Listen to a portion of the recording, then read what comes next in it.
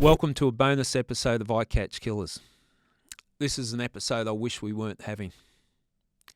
At the time of recording this episode, there'd been a terrorist attack at Bondi Beach less than 24 hours ago. We don't know exactly what has happened, but this is what we do know. About 6:45 p.m. on Sunday, the 14th of December, two gunmen shot multiple people at Bondi Beach. It appears the intended targets were people who had gathered to celebrate the first day of the Jewish Hanukkah religious festival. At this stage, one gunman has been killed, the other is in custody and is in a critical condition. But before the gunmen were neutralised by police, they had shot and killed multiple people. At this stage, 15 innocent people are deceased, and there's more than 40 people that are in hospital, some of with critical injuries. The incident has been declared a terrorist incident by New South Wales Police Commissioner Mal Lanyon. The New South Wales Premier and the Australian Prime Minister has condemned what occurred down there. This truly is a sad day for all of Australia. It's probably the worst terrorist incident we've had on home soil, and my heart goes out to all the victims, the people who have lost their lives, their loved ones, the injured people, anyone that was caught up in this senseless violence. This really is a sad day for this country.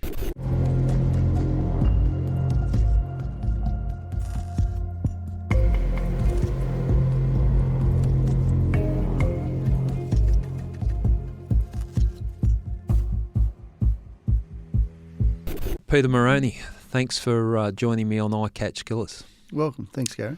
Sorry it's in these circumstances, and it's less than 24 hours since the Bondi massacre, which it's been referred to at the moment, has occurred. I thought I'd get you back on the podcast because of your expertise in counter-terrorism. You're a counter-terrorist detective for a very long time and worked on some major investigations with the New South Wales Police, and the work that you're doing since retiring from the police is very much in keeping with that. I just want to get your thoughts. So the purpose of the podcast here is to give people an understanding. I think we've all been shocked what we started to witness on a Sunday afternoon, hot summer's night in Sydney, where we're all settling down. The phone starts pinging, or if you're listening to the media, you're starting to get reports of a gunman or shots fired. That was the first thing I heard. Shots fired down in Bondi. I thought, a bit strange, but I didn't realise the significance of it. Then I got a text from my daughter, Dad, have you seen what's going on in Bondi? And that made me switch on the media and get a sense of it. When did you find out about it? Probably like most people, mate. If I'm honest, I was having a beer at a mate's place, and I got a text. It was one of the media outlets actually, and I just thought, it's not real. Yeah, it should be all right, sort of thing. Or perhaps, not to downplay it, but perhaps another gang-related shooting that's gone on. But as you say, the phone lit up and didn't stop. So, and then you started to scroll through social media, and in came the links, and got sent through a few videos, and there it started to resonate. And probably like a lot of people, mate. We've been around for a little bit of time, but I think the first thing was anger.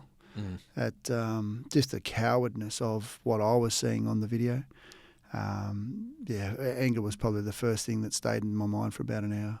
Just the random nature of it. We've both been in the police. We understand the power of firearms and the damage that they can do, and seeing long arms being used in an area like Bondi Beach on a Sunday afternoon. Anger is probably a natural reaction to it. Yeah, mate. Look at. I'm not probably different to any other bloke that's been out of the cops now, but you still resonate and understand that kind of act and what that type of act is going to do. Obviously, not only physical to the people that are being shot, but the emotional issues that are going to torment those victims, the victims' families, and no doubt the first responders as well, mate. That there's a lot left over after that first shot rings out. My understanding is it's the biggest terrorist incident in Australia on home soil. Would that be fair to say? Yeah, Gary, that's certainly as I understand it, that at this point in time, as you and I speak, I understand there is 16 people that have unfortunately passed away, up to 40 that are injured.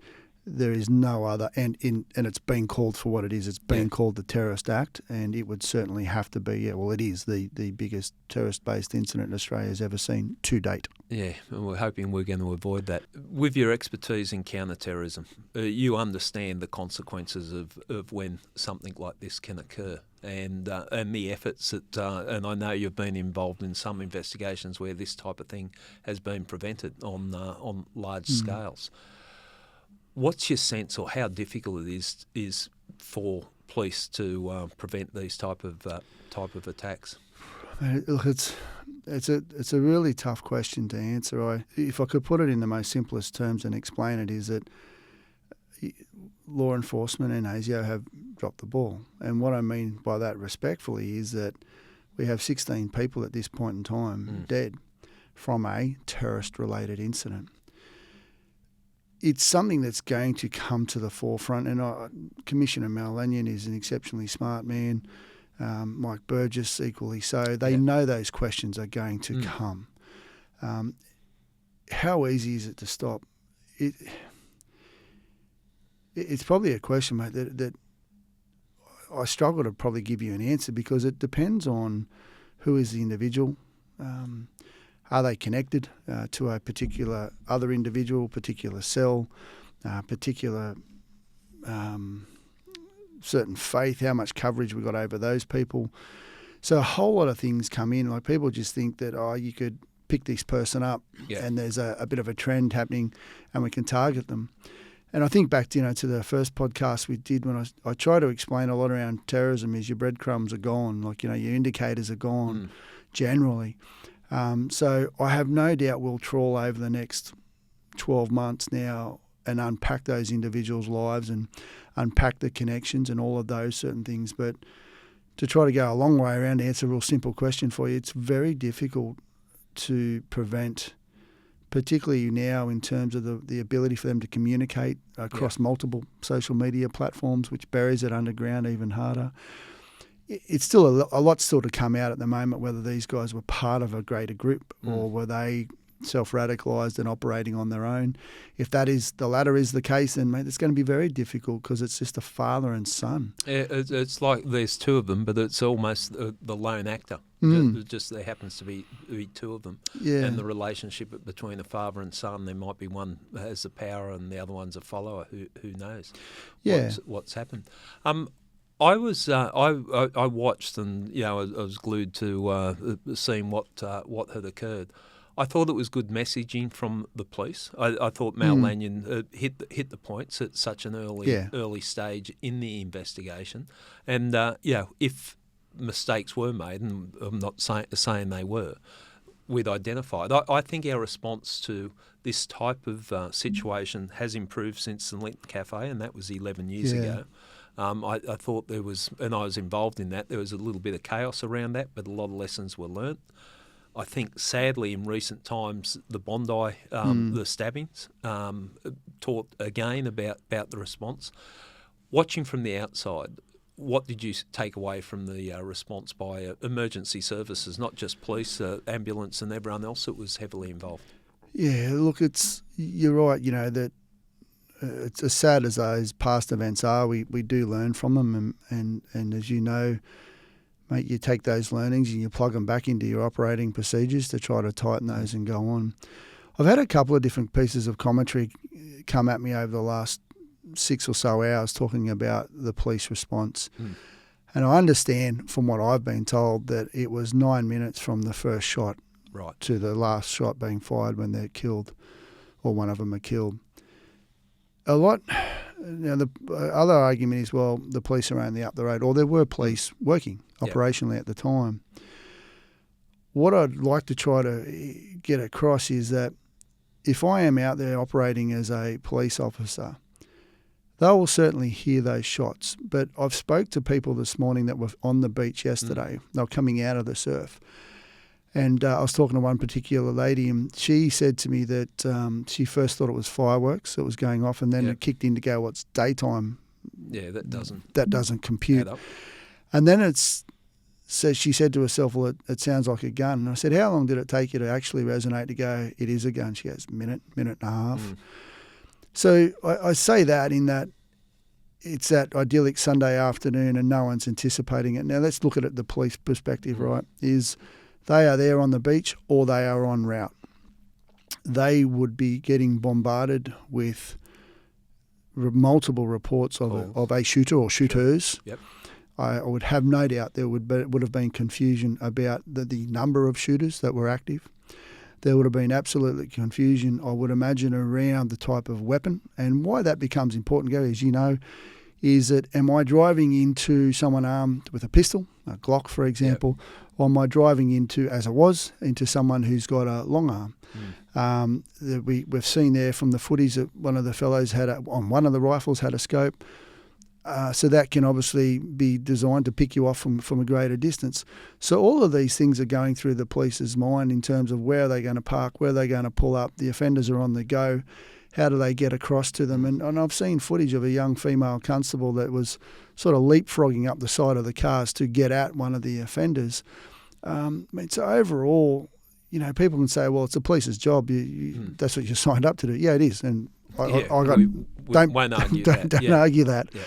But, look, they still leapt into the fire from all of the evidence that I've seen.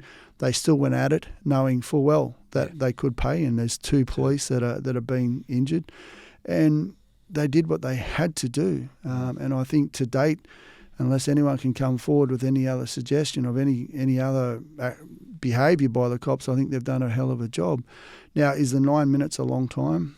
Yeah, it would be. It is if you're sitting out there getting shot at.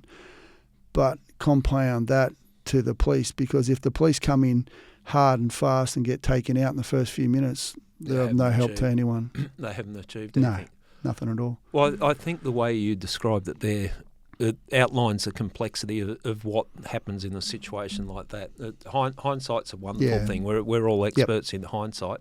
We did make improvements, and I think that was generated from incidents that happened in the United States where active shooter and the response to police, it's not contain and negotiate, it's not seal off Bondi and wait till the tactical police there. If it's an active shooter, the police role is to go in and finish the threat, stop the threat. Yeah. Your thoughts on that is the way that we've got to respond, because it's a different world in the scope that we live in now, isn't it? The active shooter response is the appropriate response. Yeah, look, and if we rewind our clock back a little bit, is that our traditional contain and negotiate, right, always comes off the back end of what, say, a bank robbery gone wrong where they might have been ski masked up or their identities are hidden. So if I'm hiding my identities, I come in to do a crime, I've got the intention to get away with it and move on. The first thing that resonates with those 2 shooters from yesterday, as soon as you see that first picture, no attempt to cover up their identity. So what that tells you from the outset is I'm here. Yep. I'm here to cause as much death and mayhem as I possibly can. And the only way it's going to stop is when you shoot me, because they haven't covered their identity. They don't care. There was no plan to escape. No plan to escape. It was they were going to go until they died. From your experience in counter-terrorism, and we talked before we started recording about the magnitude of the crime scene. You were down there this morning, so less than 12 hours after the event. What was your takeaway from that, and how big is the crime scene we're looking at? That's huge. It spreads the entire length of the beach. Now, whilst people, a couple of reporters sort of said to me, why is the entire Campbell Parade basically roped off? Going all the way down to the far left of Campbell Parade is where I believe the vehicle was with the IEDs, so the bomb squad were working down there. Coming up a little bit to that bridge is where the main fatalities were. It's heavily saturated with evidence, as one would imagine. But in terms of why do you rope off the entire rest of it, it's purely because as people are running their victims, potentially they're dropping evidence as they go. At that relevant time, mate, in terms of homicide crime scenes, I'm far better. I've got one go. Yeah, I'm far better to go out and secure everything I practically can secure.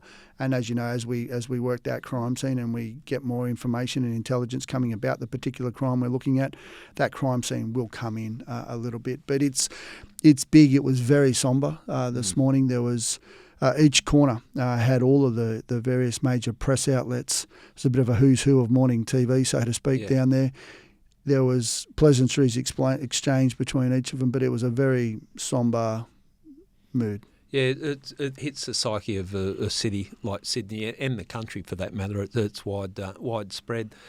With the actual crime scene and the area, and you mentioned the IEDs, have you got what's the latest update on that? Because there was a suggestion, and what we're talking about improvised explosive devices, and there was concerns that they were around the area. Yeah, I understand. My last piece of information around that is that there was 2 found in the vehicle that they drove in. There were 2 IEDs that have been since disarmed, but they were to be ignited via a wick. Yeah. So what that would sort of generally suggest is that quite clearly it's light it and throw it. Yeah. Now I understand I think it was from the press conference that was put out by Commissioner Lanyon that they were found in the vehicle and disarmed. Now why they didn't come out and why they didn't get used, well, who will never know.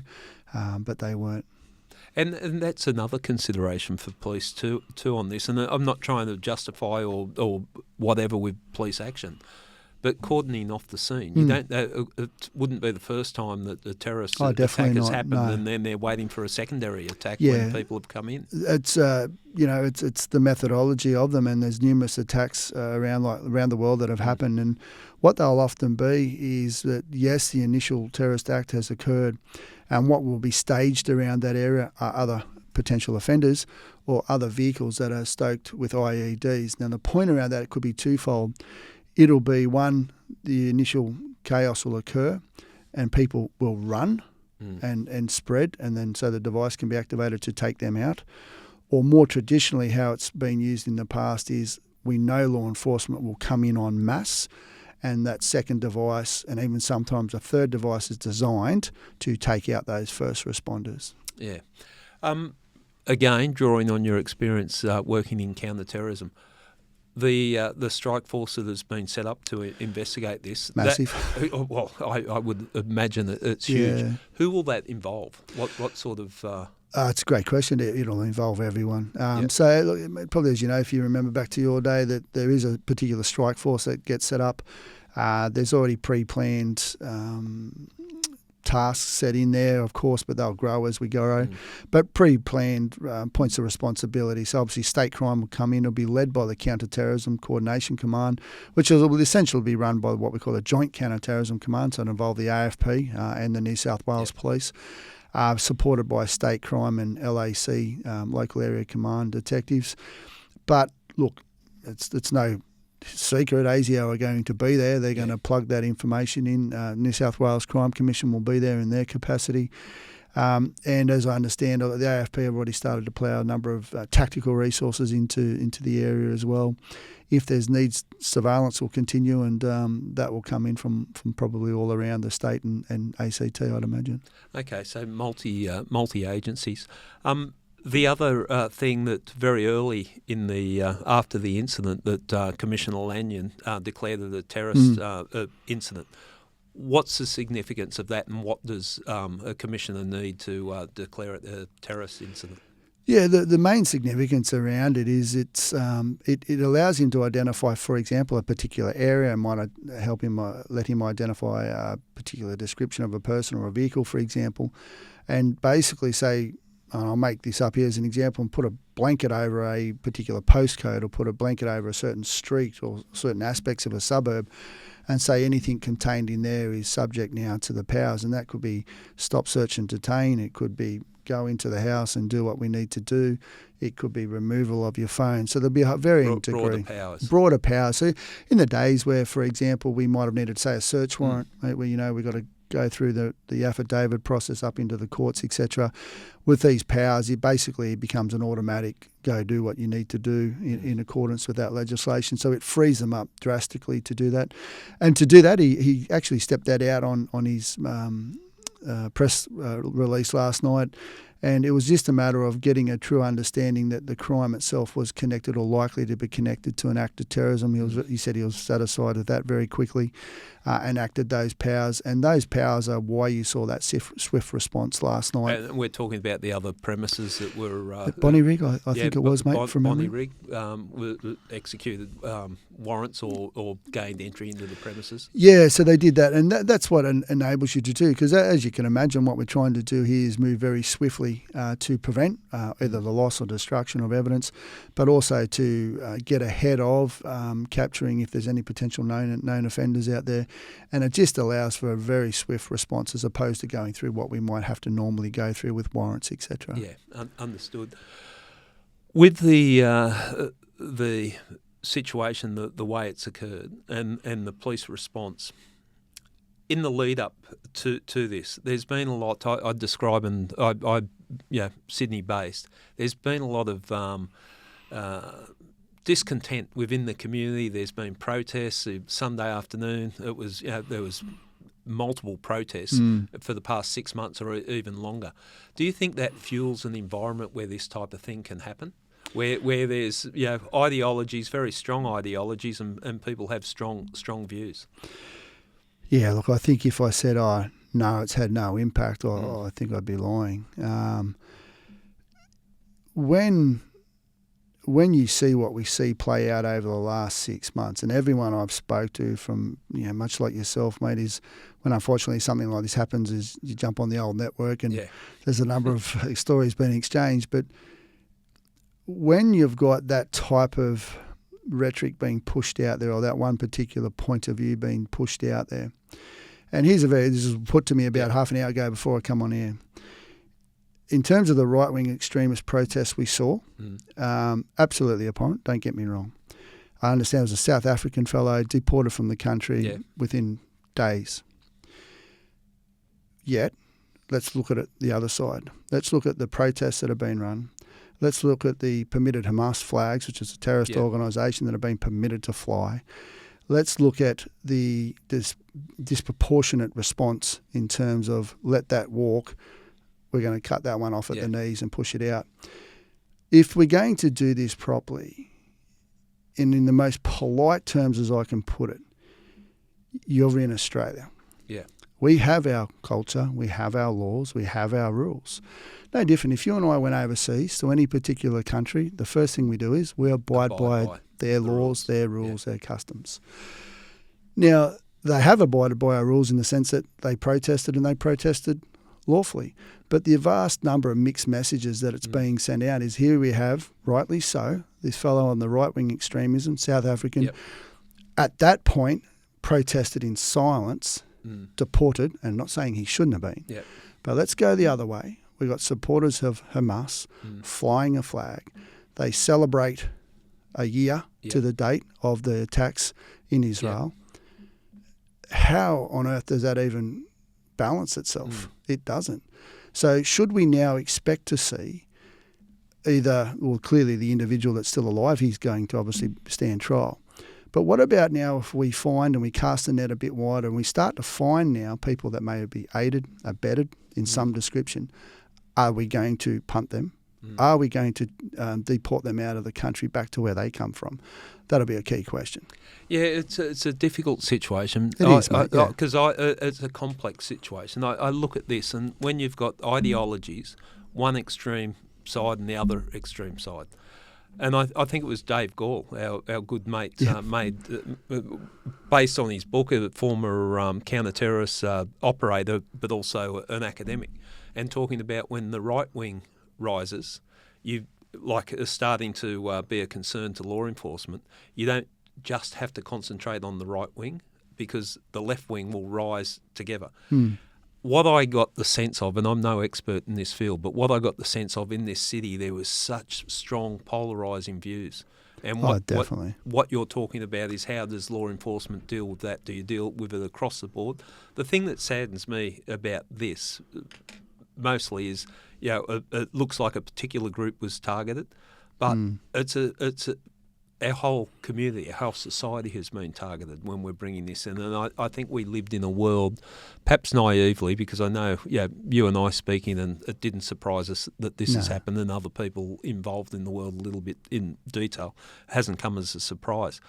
But we felt like we were different, and this is sort of showing that we're not different, and this type of violence can impact on us. Yeah, look, it's sad, like I hear on the radio at times and people saying to me, that this is not the Australia that we knew, this is not the Australia we grew up with. Well, it's not. We've changed as a country. The world's changed for that matter, and sometimes not for the better. It doesn't mean we have to accept it though. But, this is where that defining moment now is, well, what are we going to do about this as a nation? What is the rhetoric and the tone and the stance that our government is now going to take? Where's the line in the sand that people can't cross now? And how are we going to enforce that? We're not immune to it. No, we're not, mate. No, look, we're not at all. And, because people move to this country, and irrespective of where they're from, they don't check their world problems at customs. Those problems come with them over the border. Now, I'm not saying, before I get shouted down about multiculturalism and all these things, I've got a lot of great mates, Italians, Greeks, Vietnamese, Chinese, whatever you like, a lot of great mates. Immigration has done a lot for this country. Multiculturalism has done a lot for this country. But at the same token, you cannot expect to open your gates, bring in 1 million plus people in the last 3 years, and go to them, but just check all your baggage at customs and don't bring that with you. Yeah. It's not logic. It's not going to happen. Those problems will come.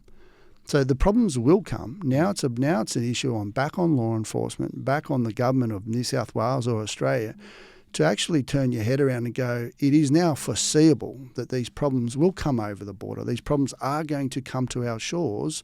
What do we do? Big conversation, but you've got to have it. Well, it is a big conversation, and it's very divisive. Like just having that conversation that polarises people, just offering an opinion that way. Maybe we need to all take a step back and have a balanced conversation. Where we're not, it's not such an inflammatory comments that just escalate, because that's what's worried me in this environment. I've just felt like it's almost like it was inevitable, the way this was building up. Yeah, look, that was certainly, and it's funny, I've spoke to a few people today, and they've all said the same thing. They could feel that powder keg just coming and coming and coming, and it was just going to be a matter of time. I totally concur with you, mate, that right now is not the time to respond. Yeah. By all means, and what I mean is, sure, we're going to respond to what we're dealing with. We're going to put some measures in place. Oh, absolutely, we'll do that. But let's take a step back. Let's do what we can do now for the victims. Let us do what we can do for the community of Bondi, for the Jewish community, for the greater Australian community. Then, when we're measured, let's start talking some real talk. Make the decisions there. Yeah. I can't help but think it plays into it. And we can reference the father and son perpetrators, put them in the category of a lone actor.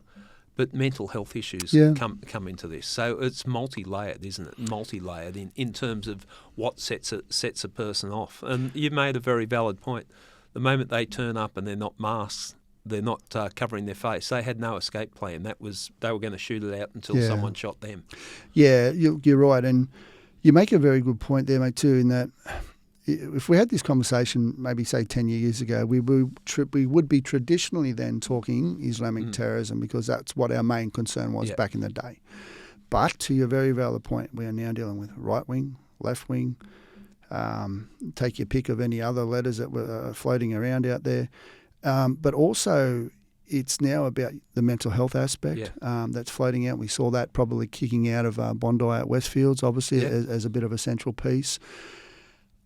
So now all of that gets wrapped up into the powder keg, and it's about then the responding police showing up to go, well, which particular issue am I actually trying to confront versus just trying to deal with what they're dealing with. So there's so much, and I speak to a lot of police that their work through mental health and attending to mental health crises has phenomenally gone through the roof. Yeah.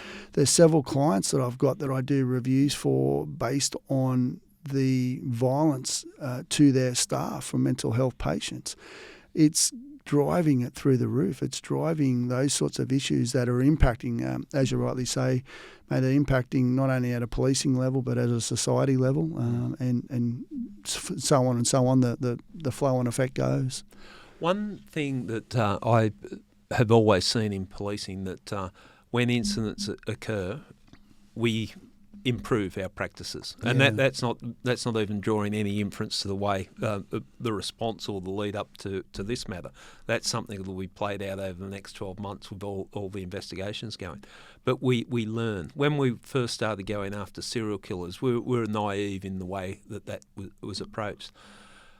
I'd like to think, and I just want to understand if you agree with it, I'd like to think whatever happens from this, the response by the police, not just a response to an incident, preparing for an incident and preventing incidents, will improve. Yeah, it will. And that comes, for a lot of your listeners, that we know what's going to come is obviously going to be the criminal side of the house for the shooter that's left.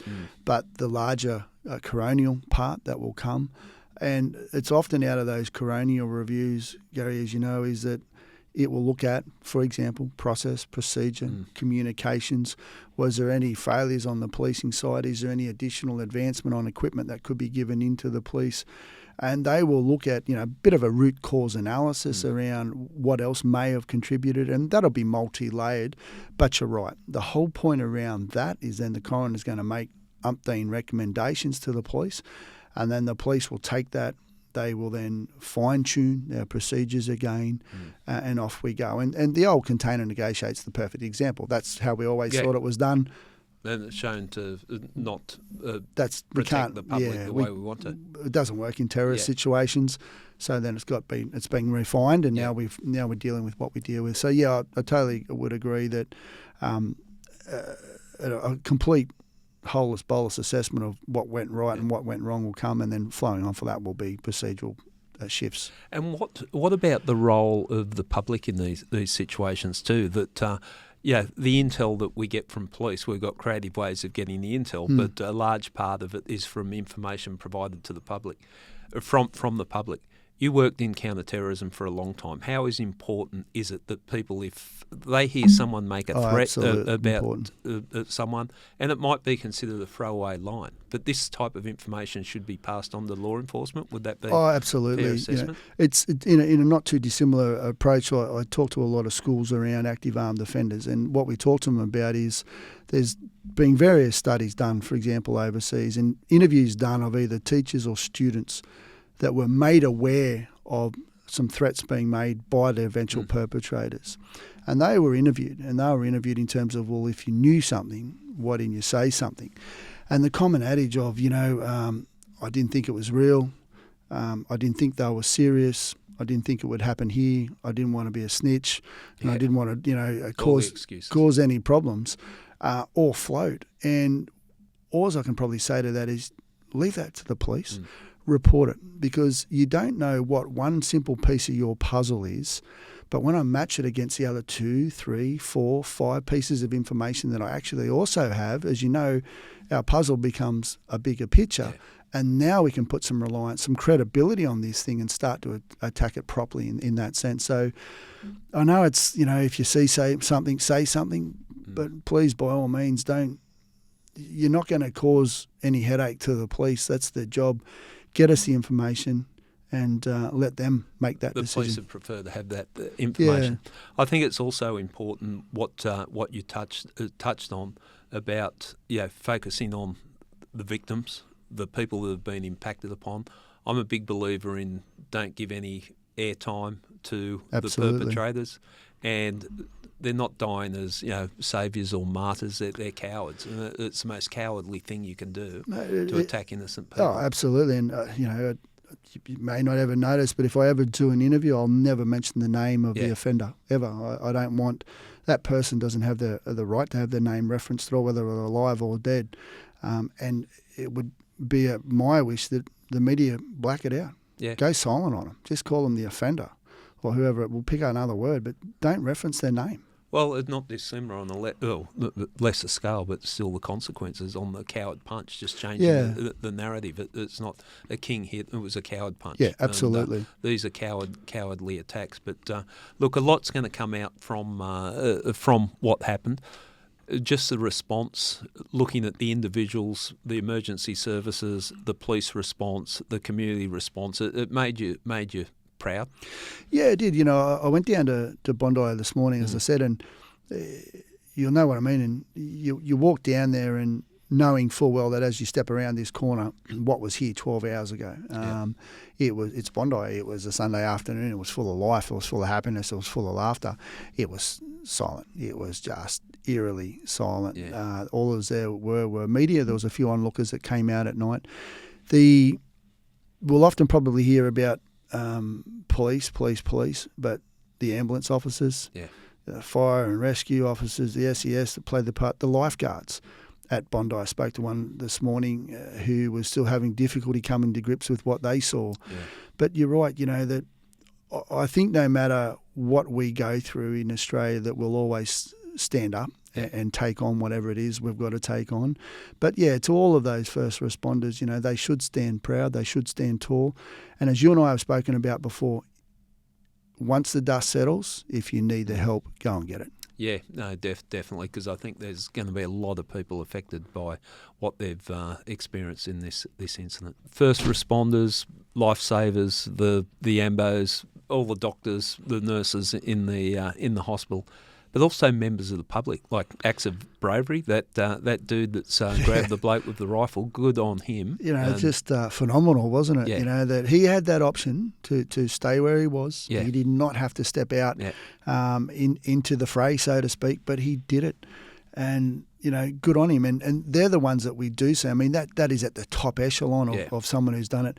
But I suspect, Gary, as you will know, mate, when we start to hear these stories unpack a little bit more, there's going to be so many little stories like that that drift out, and it'd be awesome that those stories reach the light and we get to hear about them. And that when you call it a terrorist act, that hits back at terrorists going, you're not going to break us. And I think that's a good way to approach it. Oh, absolutely. And we've got to stay on that focus, and we've got to stay in that direction and just show that you can do what you're going to do, but we're not going to change. We're not going to bow down. Thank you for coming on Pleasure, so early thanks. in the piece, and I know you've spoken to quite a few people, but that's your expertise, and I think it's important to have this discussion too. I think people need to understand what's behind all this, how the response is, because other than that, like I had a phone call from an elderly relative that just in mad panic, thinking the world's going to stop as the incidents, and they see how it plays out on TV.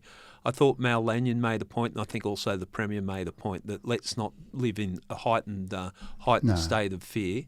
This is something that we're in place, we can deal with, we can manage it, we will manage it, and I think I heard two of them say we're going to come, no stone unturned, and that's the way an investigation like this will be approached.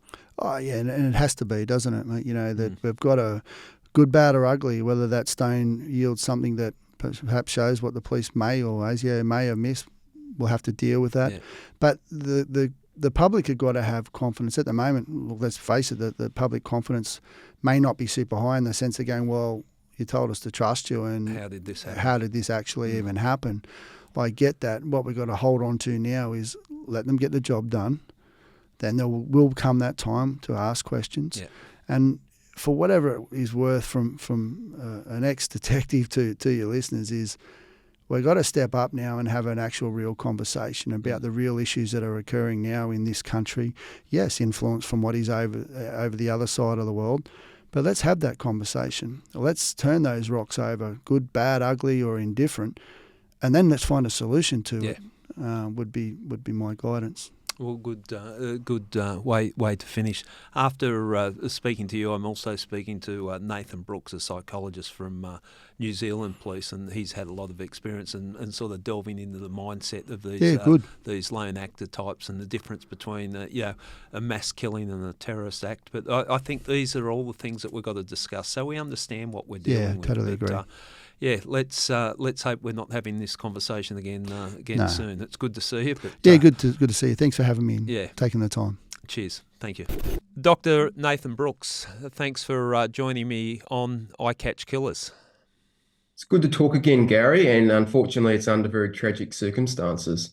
Yeah, as much as I enjoyed talking to you last time, I was hoping we wouldn't be talking this recent after you last appeared on I Catch Killers. But the recent events, less than 24 hours ago, it's a situation that we've all dreaded. It's a horrible situation, but I thought we'd get a bit of an understanding. Prior to speaking to you, I spoke to a expert, counter-terrorism expert from New South Wales, just getting a sense of the chaos that happens when an incident like this plays out and the police role in stopping it and also investigating the aftermath.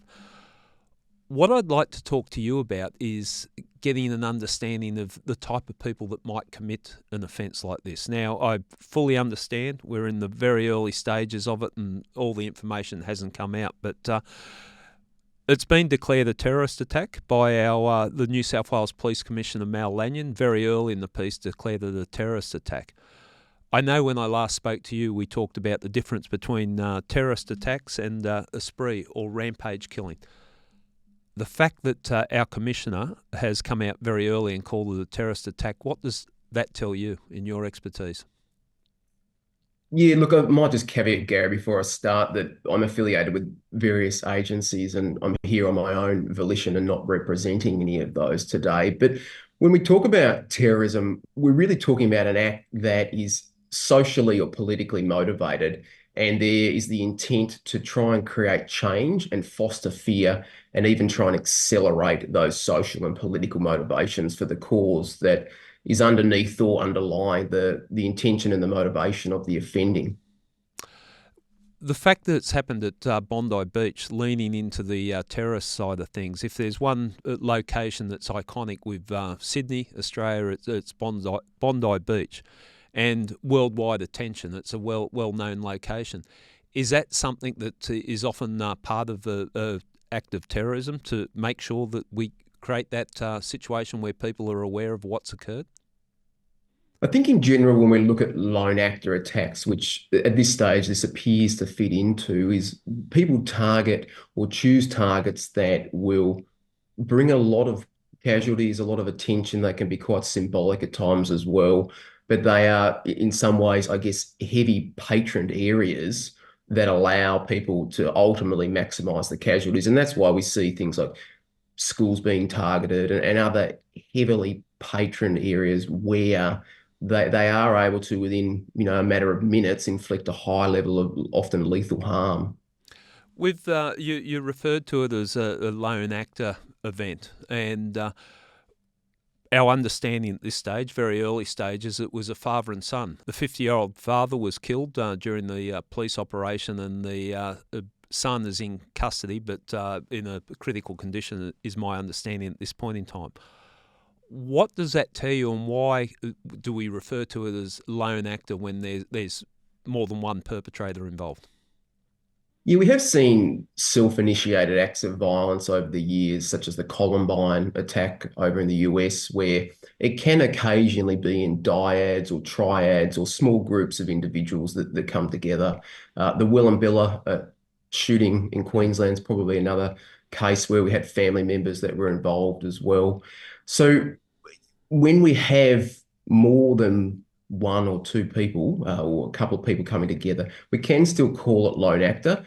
So these are individuals that are basically self-initiated and acting on their own volition rather than at the direction of others, or such as a terrorist group. So often we think about it as just this self-initiated movement towards violence. And obviously we'll get more information as the weeks go on around whether there were greater connections abroad or even locally in New South Wales, for instance. But at the moment, the information seems to suggest this is self-initiated.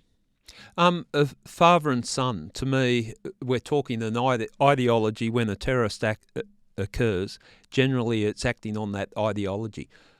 Does it tell you anything about the family environment, the fact that the father and son on this, both, one assumes, were of the same belief and same ideology and wanted to take such extreme action? Well, family relationships and dynamics can be very powerful and influential, can't they? And so it reminds me in some ways of the Beltway or DC sniper shooting case that we had with John Muhammad, who was 41, and Lee Malvo, who was a 17-year-old. And Muhammad took Malvo under his wings, and they had a somewhat of a father-son relationship.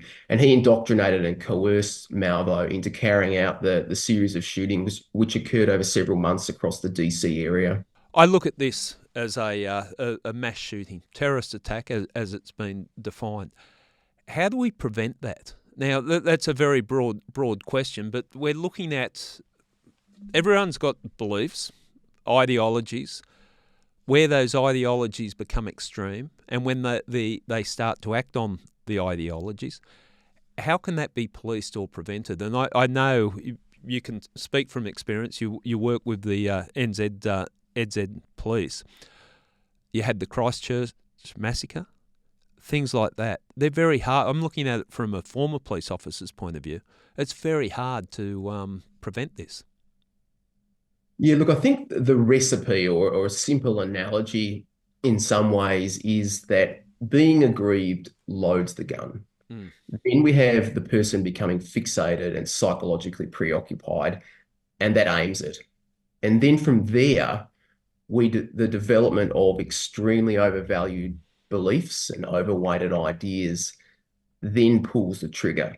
So it's a simple way to think about things, but we're talking about a series of processes that occurs for the person and that evolves over time. Potentially in this case, we're talking about that dynamic between two people and how that's transpired, and potentially, one may have a more dominant influence on the other.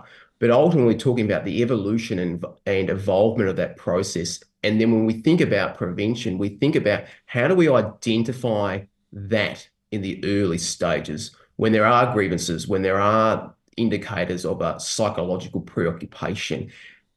How do we get an intervention in there when that is developing, rather than at the point when the dials are so dialed up that we're simply hoping that we get lucky by receiving information that someone's, days away from carrying out attacks. So we really need to be looking at the markers early. And we've spoken before about the brilliant role that fixated threat assessment centres play in this space around the triaging and allocating of support and resources for these folks. So we have great systems in place, but of course, people can operate in isolation, as we know, with self-initiated folks, and that creates enormous challenges if the information doesn't get out and doesn't flow. I think when we spoke before, one of the things that we encouraged was community support. If anyone's acting, their behaviour is that little bit strange, that report it to authorities and bring it to their attention. Would you reinforce that? Absolutely. Communities are at the heart of policing, and that information is as small or irrelevant as it may seem.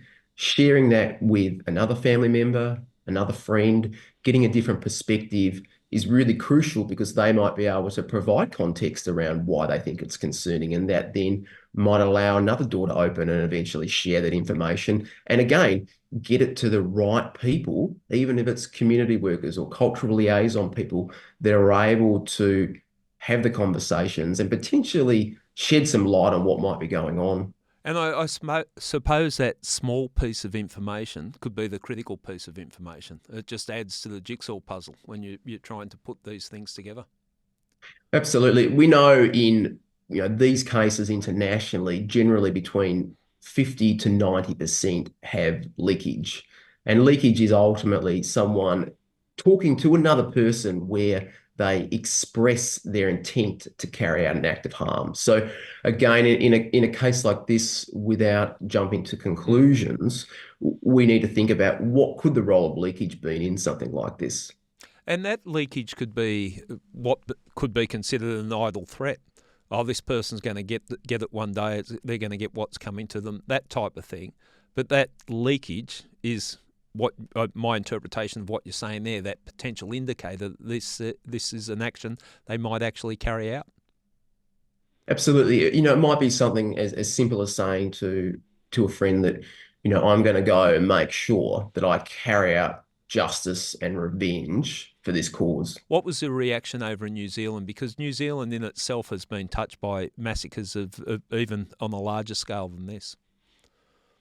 Oh, I think like anywhere in the world, everyone's shocked. And any type of tragedy like this causes people to stop and reflect. And it really makes us concerned around when people are carrying out such horrific targeted violence against members of the public. We all like to feel, safe and as though we can go about our daily lives. And when that is at threat, and that's ultimately what we talk about with terrorism, is that it's that impeding on the public to try and instill fear, and often at the benefit of a cause that they're trying to progress. And terrorism has a horrific impact on society simply because of the fear that it invokes in people. The indications here is that this act was targeting the Jewish community, and there's been a lot of commentary in that on that issue in the media. But there is also the police commissioner that came out very strongly, and I think appropriately, this is not a time to panic. This is not a time to, the whole world's going to end on this situation. It is a horrendous situation, and thousands of lives have been impacted on dramatically on what has occurred. But do you think that's a strong message to put out, that this is not a time to panic? Look, I think that is really important to reassure people. To put it into context, this is probably the 16th terrorist attack that we've had across Australia and New Zealand since 2014. And the initial one in 2014 was Newman Hayter when he stabbed two counter-terrorism police officers in Melbourne in September. And then a few months later, we had the Link Cafe siege on December 15th. So we've slowly been having a consistent number of attacks continue. And this very much tragically is another one of those, but it's also, in my view, probably representative of that shifting landscape that we are seeing that has several underlying issues around it, which explain why we're seeing this rise in violence. But it is important to put it into context. So there is a continuation of these attacks, but we do see that largely our countries are doing a great job at preventing this violence. I had the fortune to speak to Dr. Anne Burgess from the FBI, that you're familiar with her work from Mindhunter days and profiling serial killers. And she indicated that the work now, they're starting to look at profiling the type of people that might commit attacks like this. Have you got any comments or thoughts on that is a trend in what we should look at in preventing crimes of this nature? Yeah, look, the research so far said that it's really hard to get a profile on these folks because they are so broad and varied. And then the moment that we think we have it worked out, it then flips and changes again. So, back in 2014, this started off being all about Islamic-inspired violence. Then it shifted and it became around things like right-wing extremism. And then it shifted again, and then it became about ideologies more broadly. Then it was about grievances. And now we're seeing also the rise of sort of just violence for the sake of inflicting violence overseas as well. So it constantly evolves. And the moment that we think we have a profile, a new trend and a new pattern emerges. There are certain commonalities that we do see, particularly, around the tendencies to develop grievances, the tendencies to become fixated, people that are probably reasonably isolated and socially disconnected, or they're failing to really connect socially with others. They often can be quite isolated. And then we see also that they've got a personality structure where they tend to be folks that lack resilience, that struggle to adapt to setbacks and failures and become very rigid and stuck on that. And then if we fuel that with contagious ideas or extreme content, then that can create a really volatile mix. And then there's a lack of protective factors in the person's life. Then some of the obstacles are removed and positive social influences are not able to guide them onto a different path. And that's where violence can start to really become reinforced and become an option and a solution for them.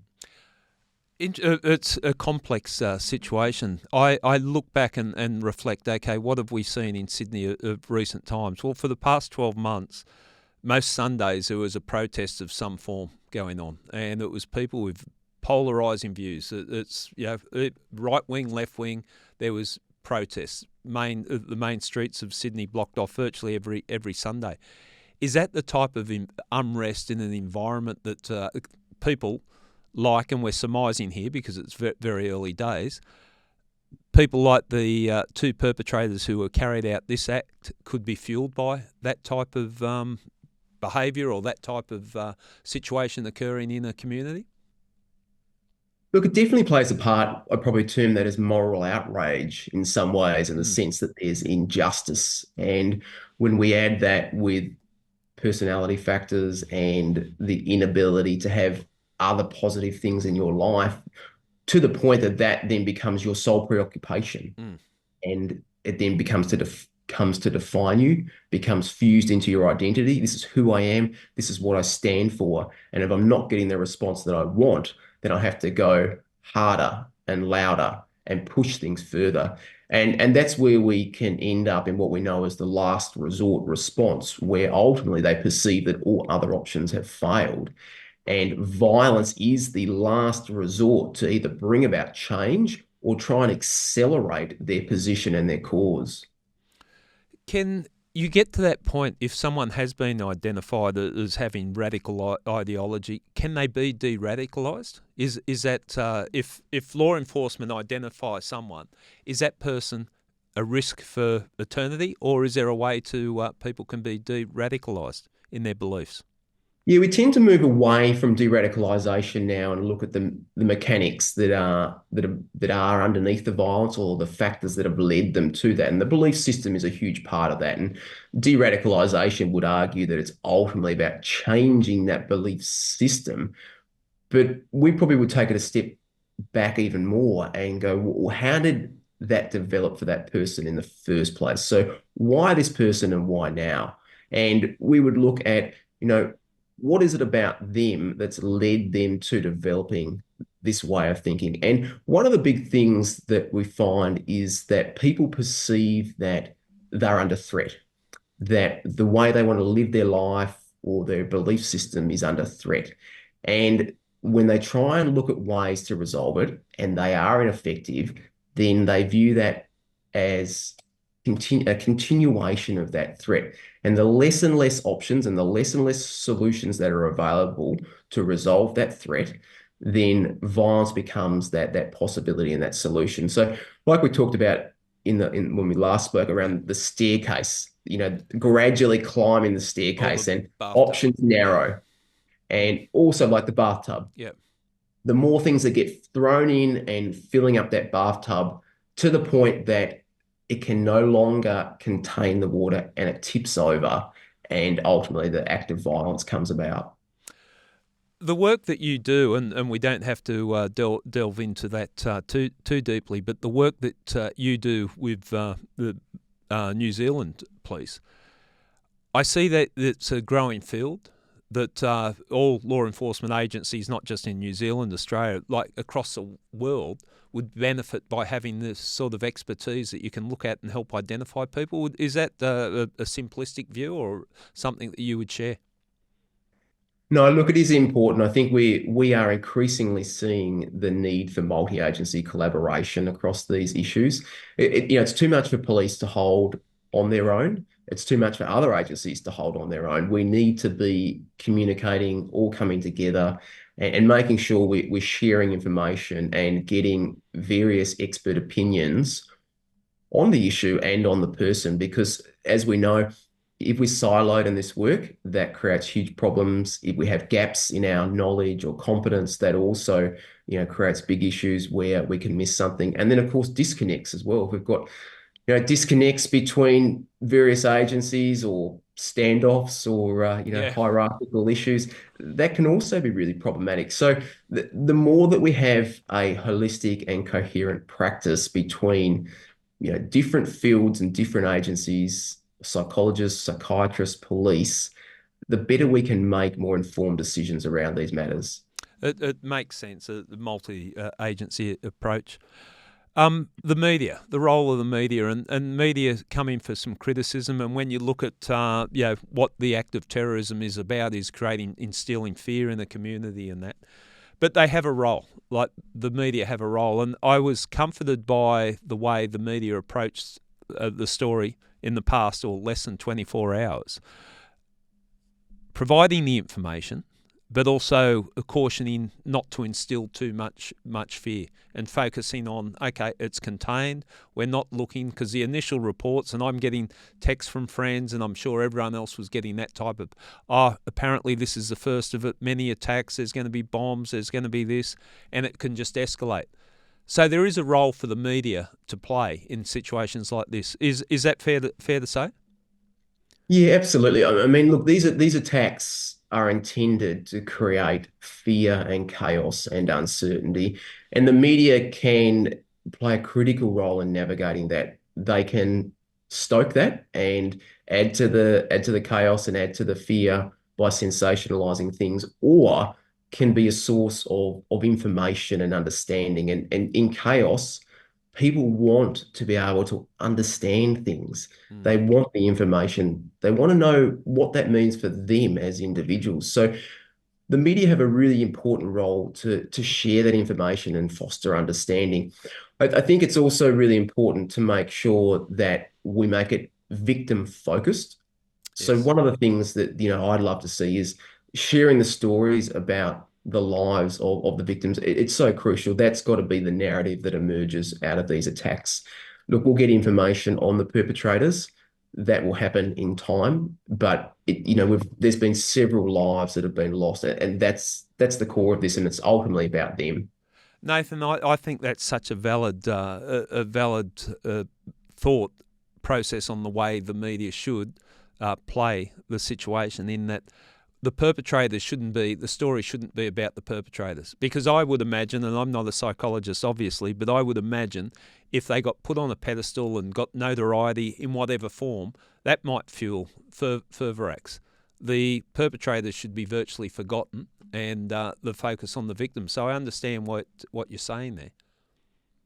Yeah, and of course the people that intervened as well.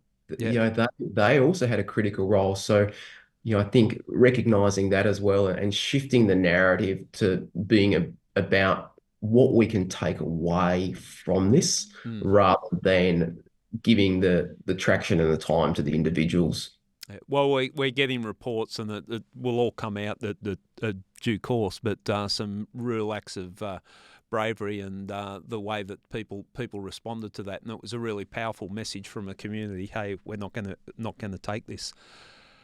I think you mentioned the Lint Cafe siege, and it was almost, I think, 11 years to the day that occurred.